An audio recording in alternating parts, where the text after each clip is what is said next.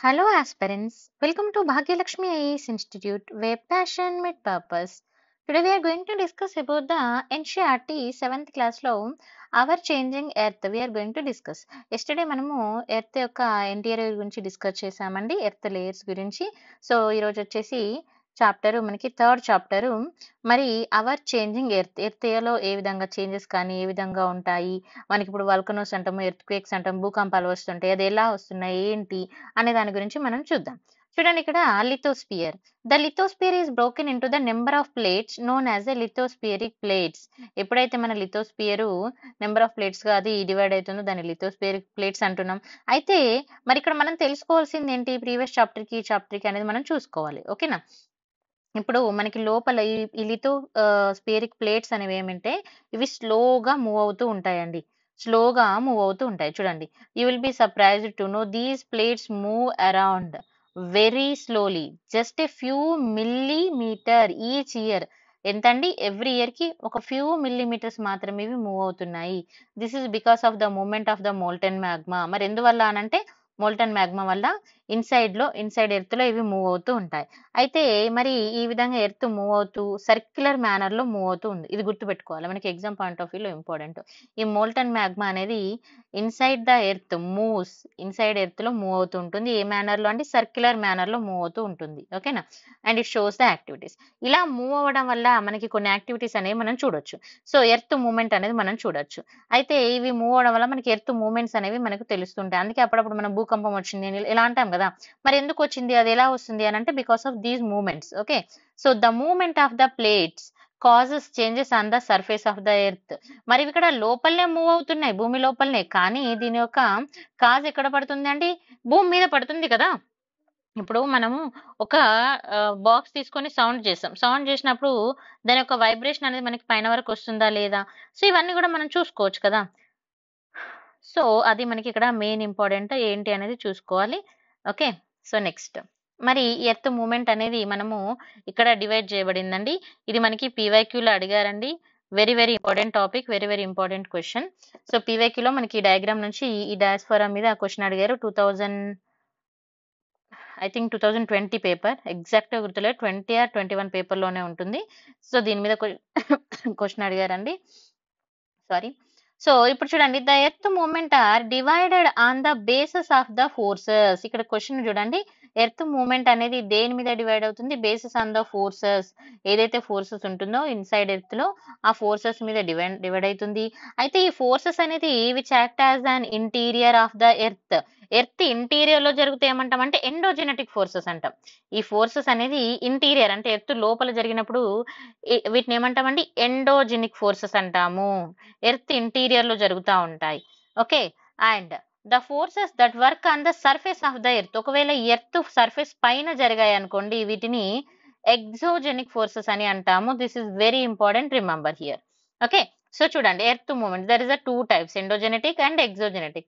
మరి ఎండోజెనిక్ తీసుకున్నప్పుడు sudden forces అనేది ఉంటాయి. మరి సడన్ ఫోర్సెస్ అంటే ఏంటి అని అంటే సమ్ టైమ్స్ ఎర్త్ క్వేక్స్ కానీ, వాల్కనోస్ కానీ, ల్యాండ్ స్లైడ్స్ కానీ మనము ఈ సడన్ ఫోర్సెస్ లో చూడొచ్చు. ఇక్కడ క్వశ్చన్ అడుగుతాడు, సడన్ ఫోర్సెస్ కింద వచ్చే ఏంటి అనేది మనకి క్వశ్చన్ వస్తుంది. ఇది లేదంటే ఈ ఫోర్సెస్ అనేది ఎండోజెనిక్ ఫోర్సెసా ఎగ్జోజెనికా అని మనకి ఆల్రెడీ పీవైక్యూ లో అడిగాడు, రిమెంబర్ దిస్.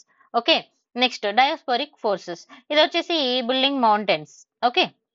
Next exogenic. మరి ఎగ్జో అంటే మనం ఇందాక ఏమన్నా పైన భాగంలో వస్తాయి. సో ఎలా, లైక్ ఫర్ ఎగ్జాంపుల్ ఎరోషనల్ కానీ డిపోజిషనల్ కానీ. మరి ఎరోజన్ డిపోజిషనల్ ఏ విధంగా జరుగుతాయి, ఇప్పుడు మనకి వర్షం వస్తుంది, వర్షం వచ్చినప్పుడు మనం చూస్తూ ఉంటాము లేయర్స్ అనేవి కొట్టుకుపోవడము, రాళ్ళు రప్పలు లాంటివి కొట్టుకుపోతూ ఉంటాయి. సో ఇవన్నీ ఏ విధంగా జరుగుతాయి, బాగా వరదలు వచ్చినప్పుడు ఏమవుతుంది, స్ప్లిట్స్ ఏర్పడుతూ ఉంటాయి. సో ఇలాంటివి మనం చూడొచ్చు. అవి ఏ విధంగా ఎరోషనల్ అనేది రివర్ కానీ, విండ్ కానీ, సీ వేవ్స్ కానీ, తర్వాత గ్లాషరీస్ కానీ, వీటి వల్ల మనకి ఏం ఏర్పడతాయండి, ఎగ్జోజెనెటిక్ ఫోర్సెస్ అనేది దీని వల్ల జరుగుతుంది. సో మరి ఇప్పుడు ఎండోజెనెటిక్ ఫోర్సెస్ తీసుకున్నప్పుడు some times its produce the sudden moments అనేవి మనకి ప్రొడ్యూస్ చేస్తూ ఉంటాయి. ఓకేనా. And other times produce the slow moments, కొన్నిసార్లు స్లో మూమెంట్స్ వస్తాయి, కొన్నిసార్లు సడన్ మూమెంట్స్ వస్తాయి. అయితే ఇక్కడ చూడండి, సడన్ మూమెంట్స్ అంటే ఎట్లా అండి, లైక్ ఎర్త్ క్వేక్స్ కానీ, వాల్కనోస్ కానీ. ఓకేనా. సో ఇవి సడన్ మూమెంట్స్ చూసుకోవాలి. తర్వాత నెక్స్ట్ చూడండి, మరి ఇప్పుడు వాల్కనో అన్నాం, మరి వాల్కనో అంటే అసలు ఏ విధంగా వస్తుంది ఏంటి అనేది మనం ఇక్కడ చూసుకోవాలండి. ఓకేనా. సో చూద్దాం ఇక్కడ. మనకి ఈ మ్యాగ్మా అనేది భూమి లోపల సైడ్ ఉంటుంది. ఓకేనా? సో, మ్యాగ్మా ఇదంతా ఏందండి మ్యాగ్మా. దీన్ని ఏమంటామంటే మ్యాగ్మా చాంబర్ అని అనడం జరుగుతుందండి. ఇక్కడ మనకి ఇక్కడ ఇచ్చారు చూడండి మ్యాగ్మా చాంబర్. ఇదొచ్చేసి మ్యాగ్మా చాంబర్. ఇక్కడ ఉంటుంది మ్యాగ్మా. సో, ఇది ఏమైతుంది అనంటే ఇక్కడ మనకు ఒక ఓపెనింగ్ కనిపిస్తుంది గదా! ఈ ఓపెనింగ్‌ని ఏమంటాము అనంటే ఇక్కడ చూడండి ఈ ఓపెనింగ్. ఈ ఓపెనింగ్ వచ్చేసి మనము క్రేటర్ అండ్ ఇదొచ్చేసి ఇది వెంట్. ఇక్కడున్న ఓపెనింగ్ వెంట్ అని. ఇప్పుడు లావా చూడండి ఇక్కడ నుంచి ఇలా పొంగిపోతుంది. ఇది lava.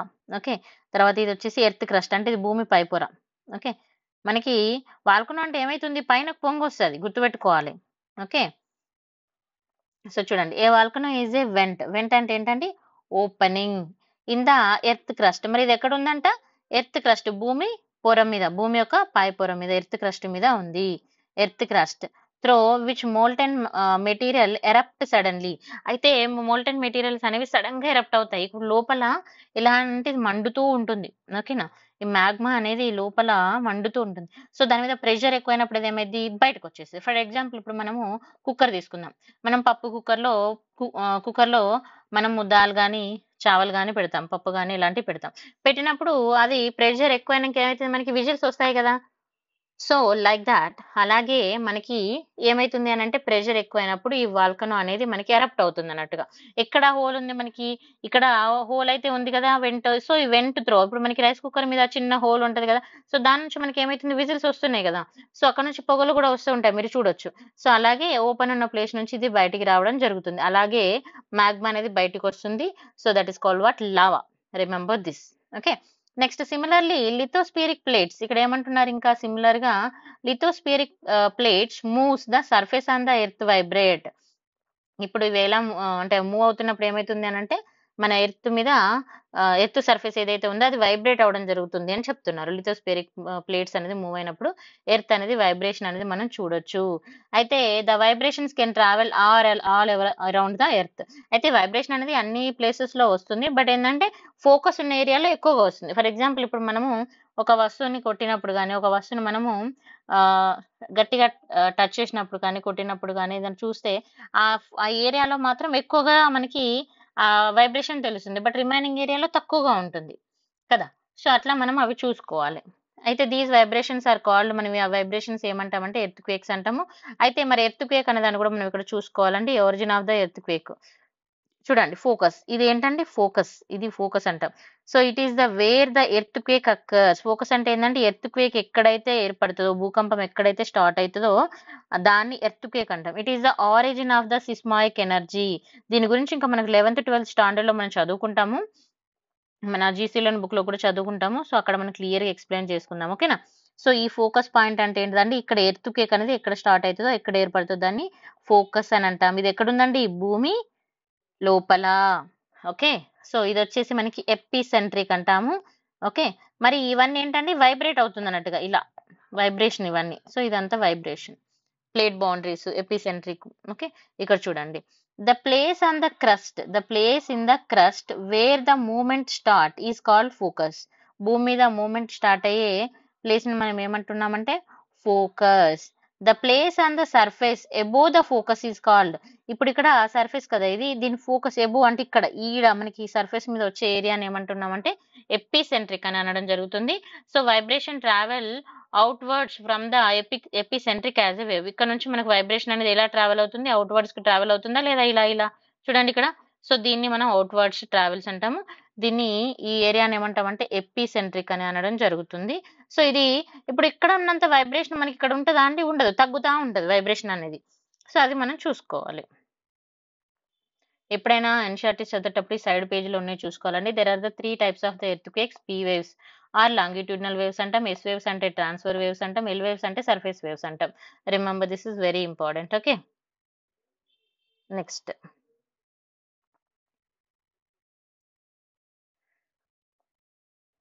So, same page repeat అయింది. హ్మ్. నెక్స్ట్ ఇక్కడ చూడండి. మరి మనకి ఇక్కడ ఎర్త్‌క్వేక్స్ ఏదైనా ఎగ్జాంపుల్ కేస్ స్టడీస్ లాంటివి చూసుకుంటే చూసుకోవచ్చండి. అండ్ ఎర్త్‌క్వేక్‌ను మనము ఇది మనకి పీవైక్యూలో అడిగారు చూడండి. And earthquake its measured with the machine. ఎర్త్‌క్వేక్‌ని మెజర్ చేసే మెషిన్ ఏందంటే సెస్మోగ్రఫీ అని అంటాము. సెస్మోగ్రాఫ్ అనేది యూజ్ చేసి ఎర్త్‌క్వేక్‌ని మెజర్ చేయడం జరుగుతుంది. ఓకే. మరి the magnitude of the earthquake is measured on the ఎక్కడ మెజర్ చేశారు అనంటే రెక్టార్ స్కేల్. రిమెంబర్ దిస్ ఇవన్నీ చిన్నప్పుడు మనం చదువుకున్నయే. ఈడ కొత్తది ఏం లేదు. Just remember. Okay. An earthquake of 2.0 or less than be felt only little. 2.0 అంతకంటే తక్కువ ఉంటది లిటిల్ అని. ఎర్త్‌క్వేక్ ఆన్ ఓవర్ 5.0 ఉన్నప్పుడు అది ద డ్యామేజ్ కాజ్ చేస్తదని. అంటే దాని మీద వచ్చే మెజర్‌మెంట్‌ని బట్టి మనకు భూకంపం రాబోతుంది అని సూచనలు తెలుస్తాయి. మనకి 2005 ముందు తర్వాత 2005 తర్వాత చాలా చేంజెస్ అనేది రావడం జరిగిందండి. సో చూసుకోవాలి. So these are the important things from this chapter. And earthquakes అనేది మనం ఏ విధంగా మెజర్ చేసుకుంటాం అనేది ఇందులో ఉంది. తర్వాత మేజర్ ల్యాండ్ ఫార్మ్స్ తీసుకున్నప్పుడు మనం ఇది చూసుకోవాలండి. మేజర్ ల్యాండ్ ఫార్మ్స్‌లో చూడండి, the land form is being continuously worn away by 2 processes. ఇప్పుడు మనకి ల్యాండ్ అనేది ఫార్మ్ అవుతుంది కదా. సో ఈ ల్యాండ్ ఫార్మ్ అనేది తీసుకుంటే ఇది మనకి ఏ విధంగా ఫార్మ్ అవుతుందంటే ఇక్కడ 2 ప్రాసెస్ అనేది మనం చూడొచ్చు. ఒకటొచ్చేసి వెదరింగ్, ఇంకొకటొచ్చేసి ఎరోషన్. మరి ఈ వెదరింగ్ అంటే ఏంటి? ఎరోషన్ అంటే ఏంటి? ఇప్పుడు మనకి వర్షం వచ్చినప్పుడు ఏమవుతుందండి? వెదరింగ్, ఎరోషన్స్ అనేవి మనం చూడొచ్చు. లేయర్స్ అనేది భూమి మీద ఉన్న లేయర్స్ అనేవి కొట్టుకుపోవడం జరుగుతుంది. ఓకే. ఇప్పుడు బాగా వరదొస్తుంది. ఫర్ ఎగ్జాంపుల్ ఒక ఏరియాలో వరద వచ్చింది. అక్కడున్న చెట్లు, గాలి, రాళ్ళు, రప్పలు లైక్ అంటే అక్కడున్న అంతా కొట్టుకుపోయి స్మూత్‌గా అనేది మనకు అవుతుందా లేదా? So that is called what? Erosion అంటే ఏంటి? డిపోజిషన్. ఈ 2 మనం తెలుసుకుంటే సరిపోతుందన్నట్టు. ఓకేనా? సో ఎరోషన్ అండ్ డిపోజిషన్ అనేవి మనకి ఇవి ఇంపార్టెంట్. ఇవన్నీ మరి ఎక్కడ ఏ విధంగా ఏర్పడతాయి మనం ఇందాక చెప్పుకున్నాం కదా, ఎగ్జోజెనిక్. ఓకే. సో చూడాలి. సో ఇక్కడ ఏంటి సింపుల్. ఫస్ట్ మనం ఏం చూసుకుంటున్నాం? ఎరోషన్. ఎరోషన్ అన్నప్పుడు ఏందనంటే ఇక్కడ మనకి ఫోర్సెస్ అనేవి అప్లై అవుతుంటాయి. లైక్ ఇప్పుడు వాటర్ ఫోర్స్ గానీ, లేకపోతే విండ్ కానీ, అలా మనకు భూమి మీద ఉన్న సాయిల్స్, రాక్స్, డిజాల్వ్డ్ మెటీరియల్స్ ఏవైతే ఉంటాయో అవి ఒక ప్లేస్ నుంచి ఇంకొక ప్లేస్‌కి మనకి అవి ఏమైతాయండి? వెళ్ళిపోతూ ఉంటాయి అన్నట్టుగా. ట్రావెల్ అవుతా ఉంటాయి. ఓకే. సో ఇదొకటి. నెక్స్టు అంటే మనకి మీనింగ్స్ అనేవి మీరు చూసుకుంటే మీకు క్లారిటీ వస్తది. ఓకే. నెక్స్ట్ మరి ఇక్కడ డిపోజిషన్ అని కూడా ఇందాక మనం చెప్పుకున్నాం కదా. సమ్ ఎస్పెషల్లీ లైక్ ఇది ఒక ఏమంటారు దీన్ని? ఒక ప్లేస్ నుంచి ఇంకొక ప్లేస్‌కి మనం ఇప్పుడు డిపోజ్ చేస్తున్నాం అని అంటాం కదా. ఆ విధంగా చెప్పొచ్చు. లైక్ తెలుగులో అయితే మనము ఆహ్, కరెక్ట్‌గా తెలుగులో చెప్పడానికి తెలియదు. But sorry.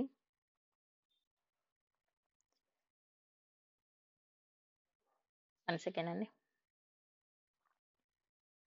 సో ఇప్పుడు మనము అంటే జియోగ్రఫికల్ పాయింట్ ఆఫ్ వ్యూలో తీసుకున్నప్పుడు ఇదేంటంటే ఇది ఒక జియోగ్రఫికల్ ప్రాసెస్. ఇదేమవుతుంది అనంటే ఎప్పుడైతే సెడిమెంట్స్ కానీ, సాయిల్స్ కానీ, రాక్స్ కానీ ఇవి మనకి యాడెడ్ టు ద ల్యాండ్ మాసెస్‌గా ఇవి ఫార్మ్ అవుతూ ఉంటాయి. అంటే ట్రాన్స్‌పోర్ట్ అవుతుంటాయి. మెటీరియల్స్ అనేవి ట్రాన్స్‌పోర్ట్ అవుతూ ఉంటాయి ఒక ప్లేస్ నుంచి ఇంకో ప్లేస్‌కి.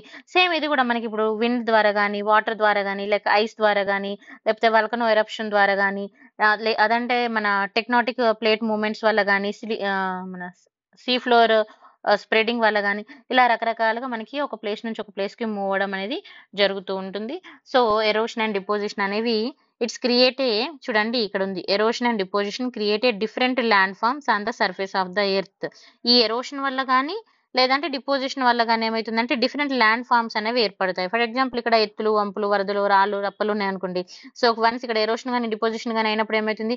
ఇదంతా కొట్టుకుపోయి ఇక్కడ స్మూత్ ఏరియా అనేది ఏర్పడడం జరుగుతుంది. సో, అక్కడే మనం ఇప్పుడు పంటలు పండించుకోవడం. ఇప్పుడు మనం చూసాము గంగా నది తీరాన మంచిగా ఏమంటారు జనాలు ఎక్కువగా ఉంటారు. పంటలు మంచిగా పండుతాయని చెప్తారు. Why? Because of the reason ఏందంటే అక్కడ ఆ ప్లేస్ అనేది ఏ విధంగా ఏర్పడిందనేది మనకి ఇంపార్టెంట్. ఓకేనా? సో చూడండి ఇక్కడ వర్క్ ఆఫ్ రివర్. మరి వర్క్ ఆఫ్ రివర్ యొక్క మెయిన్ వర్క్ ఏంటంటే చూడండి running water in the river. Running water అనేది ఇప్పుడు రివర్‌లో రన్నింగ్ వాటర్ చూస్తున్నాం గదా. River erode the landscape when the river tumbled at steep angle over very hard rocks or down it steep valley side it forms a water fall. ఇక్కడ water fall ఎలా ఏర్పడుతుంది అనే దాని గురించి మనం చూస్తున్నాము. ఇప్పుడు ఫర్ ఎగ్జాంపుల్ చెప్తున్నాను చూడండి. ఇక్కడ వాటర్ ఎళ్తూ ఉంది. మస్తు స్పీడ్‌గా వాటర్ వస్తుంది.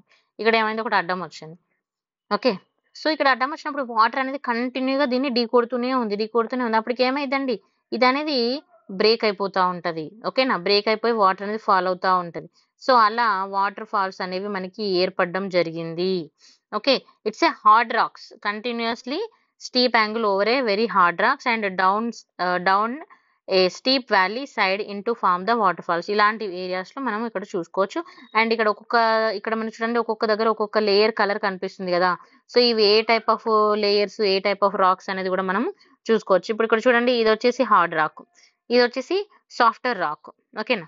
సో ఇలా ఏ టైప్ ఆఫ్ రాక్స్ అనేది కూడా మనం చూసుకుంటాము. ఇంకా ఫర్దర్ గా డిస్కషన్ అయితే దీని మీద ఉంటుంది క్లాసెస్ మనకి నెక్స్ట్ స్టాండర్డ్ క్లాసెస్ లో ఉంటాయి. తర్వాత చూడండి as the river enter the plain it twist and turn forming the large bend known as a meander. ఇక్కడ అంటే ఇప్పుడు మీరు ఫర్ ఎగ్జాంపుల్ బాగా వర్షం వచ్చిందండి, వరదలు పోతున్నాయి. ఓకేనా.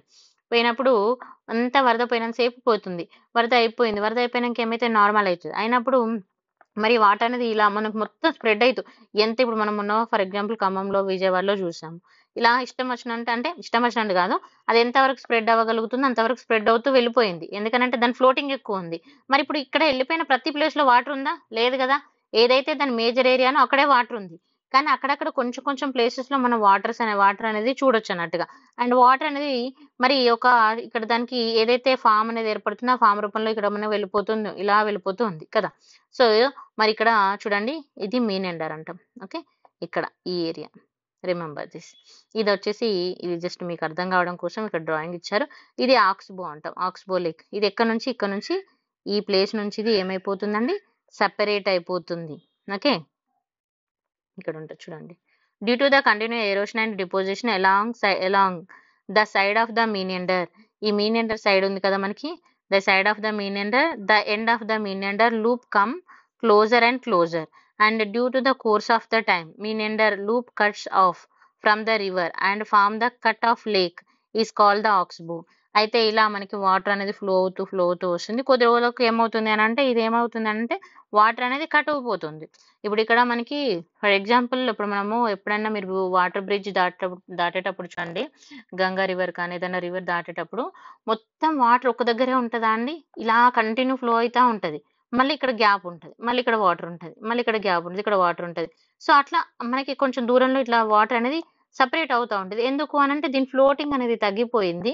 ఆ తగ్గిపోయిన తర్వాత ఇక్కడ ఏమైతుంది, గ్యాప్ అనేది ఏర్పడుతుంది మనకి. సో అలా ఏర్పడిన మనం ఆక్స్బ్లో అని పిలవడం జరుగుతుంది. సో బికాస్ ఆఫ్ దీస్ ఎలా ఏర్పడుతుంది అనేదాన్ని మనకు ఎప్పుడో ఇక్కడ ఇచ్చారు చూడండి. At a time of the river flows it banks this lead to the floating of the neighbouring areas and as it floats it deposits layers of fine soil and other materials quartzes element. ఈ టైంలో ఏదైతే రాళ్ళు లాంటివి carry చేస్తూ ఉంటాయి కదా, racks లాంటివి, ఈ సెడిమెంట్స్ ఏమేమి ఫ్లోట్ అవుతున్నాయి అనే దాని గురించి ఇక్కడ మనం చెప్పుకోవడం జరుగుతుంది. ఈ చిన్న చిన్న ఇప్పుడు ఇక్కడ వచ్చేసి రాళ్ళు కానీ అట్లాంటివి యాడ్ అవ్వడము. సో అట్లా మనకి ఒక రివర్ అనేది అక్కడ చిన్న పార్ట్గా డివైడ్ అయిపోతుంది. సో దాన్ని మనం ఆక్స్బో అని పిలవడం జరుగుతుంది. తర్వాత డెల్టా ఏ విధంగా ఫామ్ అవుతుంది అంటే సింపుల్గా డెల్టా అంటే ఏంటి అని అంటే the collection of sediments from all the mouth forms a delta. ఇప్పుడు ఇక్కడ చూడండి ఇది మెయిన్ రివర్. ఓకే, ఇవి డిస్ట్రిబ్యూటరీస్. మెయిన్ రివర్ ఇది, ఇక్కడ అన్ని కలుస్తున్నాయి వాటర్. ఇక్కడ చిన్న చిన్న నదులన్నీ వచ్చేసి ఏమండి, ఇక్కడ చిన్న చిన్న నదుల నుంచి వచ్చిన వాటర్ అన్ని కలిసేసి ఇక్కడ కలుస్తుంది. ఓకే, సో ఇక్కడ మనకి డెల్టా అనేది ఫామ్ అవుతుంది. ఆ ఏరియాని మనం డెల్టా అంటాం. ఓకే, ఇక్కడ చూడండి the river began to breakup into the number of streams called the distributaries, and the main river become so slow that it become to deposit its load, each distributary from its own mouth. The collection of the sediments from all the mouth forms a delta. Okay, so ఇలా ఇది main river. So ఇలా మనకి water అనేది distribution అనేది మనం చూడొచ్చు. తర్వాత work of see waves. సింపుల్గా చూడండి, ఇక్కడ ఇది సముద్రం కదా, సీ వేవ్స్. ఇక్కడ సీ వేవ్స్ వచ్చి ఈ రాయిని తగులుకున్నాయండి, తగులుతూ ఉన్నది. ఇక్కడ ఏమైంది, రాయి దగ్గర ఒక హోల్ అనేది ఏర్పడింది. అంటే ఈ కంప్లీట్ హోల్ కాదు, ఇది ఒక చిన్న గుహలాగా ఏర్పడుతుంది. అంటే ఈ వాటర్ ఫోర్సెస్ వల్ల. సో దీన్ని సీ కేవ్ అంటాం. ఇక్కడ సీ ఆర్చ్ సేమ్, ఇక్కడ వాటర్ ఫోర్సెస్ వల్ల ఏమైంది, ఇలా ఇది కొద్ది రోజుల తర్వాత ఇంకా కంటిన్యూ ఫ్లో అయ్యి ఏమవుతుందండి, మనకి హోల్ అనేది ఏర్పడుతుంది. So sea arch. అయితే ఇక్కడ రాయి చూడండి, ఇది అసలు అంతా కలిపి ఒక రాయి ఉంది. కానీ ఎప్పుడైతే వాటర్ ఫ్లోట్ అనేది దీనికి తగిలి ఇది సపరేట్ అవుతుంది, సపరేట్ అయిందని స్ట్రియాక్ అంటాం. సో ఇది మనకి పీవైక్యూలో అడిగారు, వెరీ ఇంపార్టెంట్. ఇక్కడ అదే ఉంటుంది చూడండి. The erosion and deposition. The erosion and deposition of the sea waves gives rise to coastal landforms. Sea waves continuously strike at the rocks. ఇవి కంటిన్యూస్లీ రాక్స్ ని స్ట్రైక్ అవుతూ ఉన్నాయి. Cracks develop. అప్పుడు ఏమైతుంది, చిన్న చిన్న క్రాక్స్ అనేవి ఏర్పడ్డాయి. Over the time they become the larger and the wider. కొద్ది రోజుల తర్వాత ఇవి ఏమైంది, లార్జర్ అండ్ వైడర్ గా అయింది. దస్ హాలో లైక్స్, హాలో లాగా ఏర్పడిందని ఏమన్నా మనం, కేవ్ అన్నాము. The formed the rocks, they are called the sea caves. Clear కదా.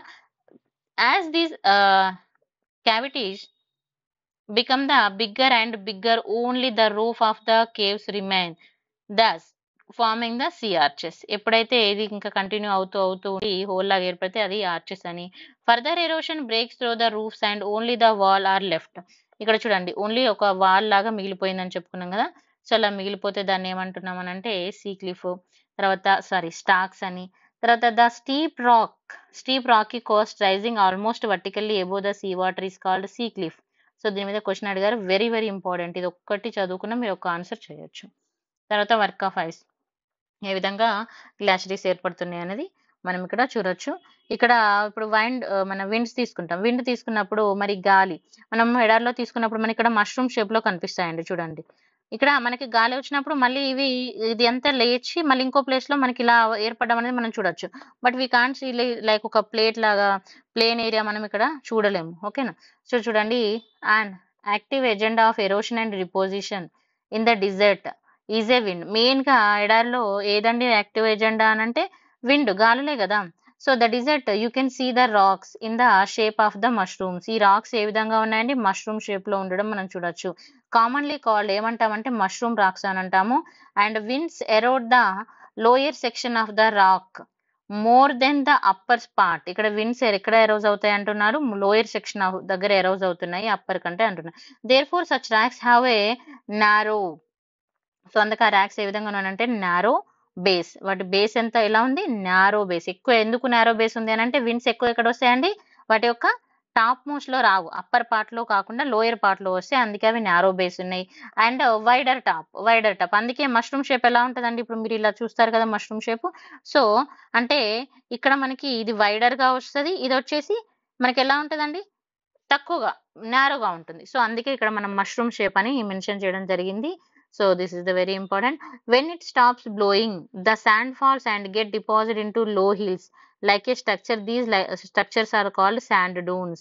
మన sand dunes అని వాటిని పిలుచుకోవడం జరుగుతుంది. When such sand dune is deposited in the large area is called loess. ఇది ఎప్పుడైతే లార్జ్ ఏరియాలో ఏర్పడితే దాన్ని ఏమంటామంటే లాయిస్ అంటాం. Large deposits of loess is called find in. ఎక్కడ మనం వీటిని చూడొచ్చు అని అంటే చైనాలో చూడొచ్చు. ఈ పాయింట్ కూడా ఇంపార్టెంట్ చూసుకోవాలి. So this is the third chapter అండి. So okay, thank you so much for watching. If you like the video, like, share, subscribe. And Telugu medium వాళ్ళ కోసం ఎస్పెషల్లీ ఇది చేయడం జరిగింది. థ్యాంక్ యూ అండి.